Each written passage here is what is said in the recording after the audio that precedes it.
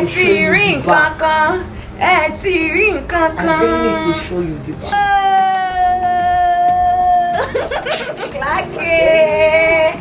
Hey. This is the gorgeous Oyin, and she's styling my hair. We're doing something very Afrocentric. Yeah, and as you can see, it's cute, right? I'm giving it the Afro boss. You get what go. Hi, I'm Oyin, the creative director for Alalu Hairstyles. Clocky. We have different types, but this is what actually works for this hairstyle. Let's go. Yeah. I always think about like our traditional hairstyles, and I think it says a lot about like what our ancestors knew about our hair. It makes sense for them to actually wrap wool or thread around the hair to give Kiko, because our hair shrinks back on itself. Oh yes. And doing stuff like adding butters to the actual length of the hair, and then wrapping wool around it keeps it moisturized for longer. True. And it also stretches out the hair without heat. So I just find it so intriguing that like looking at the hairstyles that we used to do, traditional methods, it makes a lot of sense. A lot of sense. Like our ancestors actually knew what our hair was and how to take care of it. Most of this technique is what all these whites used in creating the straighteners, the principles. What do you think about it? Because when heat is actually applied to like a pair of straighteners, for example, like, or if you hold the hair down and you apply heat or tension. Because this is basically like a form of tension stretching. Yes. Because over time, the wool wrapped around it. Yes, definitely. When I made the coalescer video, I was actually saying like, even the fact that it's called like coalescer, meaning it has no legs. It means that they knew that our hair would not stay straight, that it shrank back on itself. I think I was reading somewhere about like the history of like Awonidiri. A lot of them were Oshun worshippers. And so like beauty was their craft. Something they passed down lineage to lineage. Yeah, so and it was also linked to the whole concept of like the ori as well. Yes. Like as much as it's like Irun, but like your Irun is to your ori, like your physical head being your ori, but then also like your inner, is it inner head? Is that what, or inner subconsciousness? No, I'll call it. If you say Eleda, that's like saying creator. But a part of it, ori too, is more like saying your consciousness. It's such a hard concept to explain. To really explain. Even as Yoruba people, obviously we've had like our different religion concepts that we can't let go of, because actually, how do I say in English? Orimi onigba body.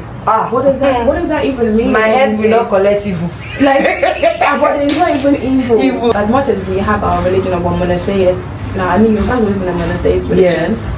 But like there are just some concepts that I'm like, actually English does such a terrible job of dumbing down your language. Our language, because actually emergency you can try in English, but you can never get the deepest meaning you want to give it.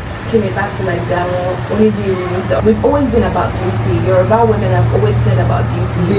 We've always been about how we look. We've always thought about our physical ori and our inner ori. Even to the gele wraps. To be something of importance. Let's be factual. Even like no one can actually just touch your hair. You can't let anybody touch your hair. Because your physical ori is what protects your inner ori.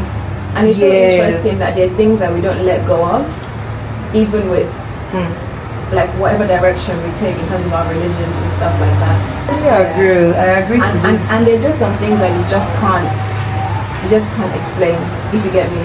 Yes. And it's okay as well. We don't need to explain everything, because I think English can be quite reductive. But if I say to another Yoruba person, they will understand. So we'll understand what we're saying. But I really think about stuff like that sometimes.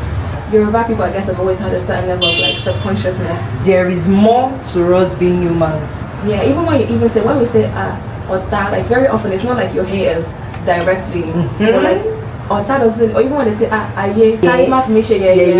yes. Even when you think about how your grandmother prays for you, or like your grandfather. Yeah, I might not have experienced it, but I never meet my grandparents. But I have elderly people that I've met that have prayed for me. It hits different. Literally. I say literally there was an elderly man that prayed for me and I could not hold my tears back. I literally started weeping.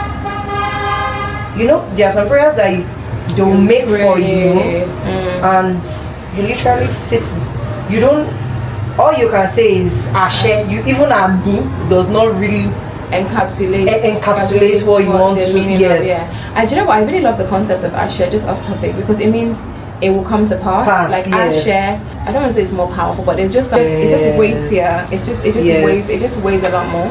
I think that's why I have such a big emphasis on like learning your language, learning Yoruba, learning about where you come from. How did your people live 100 years ago? What were the things that were important to them? What did they value? And it tells you a lot about how they view beauty, how they view trade. Like, I mean, women were the ones that led markets and directed the Yoruba economy back then as well. Like, when you think about like the position, it really takes away from that Western lens of like, you know, women are supposed to be in the house, in the kitchen. Yoruba women have always been so. In fact, they've been industrious. Yoruba women have historically been industrious. And actually, I think learning your language, learning about your culture, learning about history entails. History is more than a tale. Usually you see patterns. When I went to see Adekunle Gold, I was just really deep in it. I'm reading this book. It's called Sweet Grass, something like that, and it talks about the native Indians, different contexts. But I think there's a lot we can learn from not even Native Americans, I should say. When we look at the way like a lot of native people lived, we can actually we can tell so much more about, again, like I said, what they valued. But I was then making the comparison about like the concept of translation, what's important, what's meaningful. And in that book, the author, who's also a Native American, he talks about the creation story for their people. With English, for example, English works in binary. It's yes or no, it's black or white, it's good or evil, and there's no room for like nuance in English. And he said, like, for example, in their culture, they call rivers like sisters and daughters, or they call trees like brothers. They have a direct relationship because they lived within those things. So that's how they had that communication system that they had. But it was like, when you literally translate it into English, it makes them sound primitive. Like, why are you calling a tree your brother? Like, it makes the point that, like, of course it's easy for you to cut down a tree, to burn for firewood. If you can see as just a tree, a thing. But they never see animals or trees as things, but as living beings that deserve to be valued and respected, which is why they don't over harvest, they don't over pluck, they don't overtake, because they need to feed nature as much as it feeds them as well.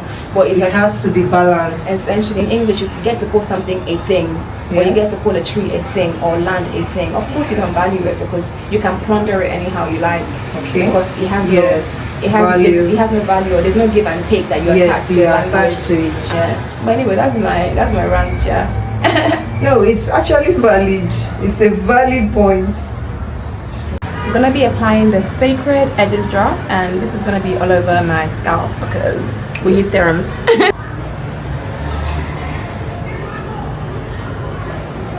I love the smell of this serum. It's got like a very light, woody smell. I really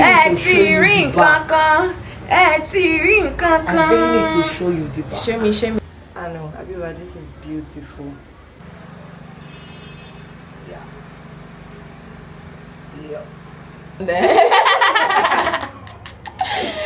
Gorgeous. I'm literally in love with it. What do you think of my hair? It's alright, it's nice, I guess. It's nice, it's really nice actually. It's good, fits you. Give me a village girl that you are, so. And that's okay. Do you know what? I am a village girl. I am a village girl. You own your stuff, like. Yeah, let me own my story. So you know village girls then? Unfortunately. I would take that as he likes the hairstyle. But what's your experience like using this braiding hair? Very nice, very soft, especially when I did with what I added to it. Like, it's good. It aids. It ate. Oh, I like recommendation. You know they lie for you. Please check out her work. She's amazing. Thank you.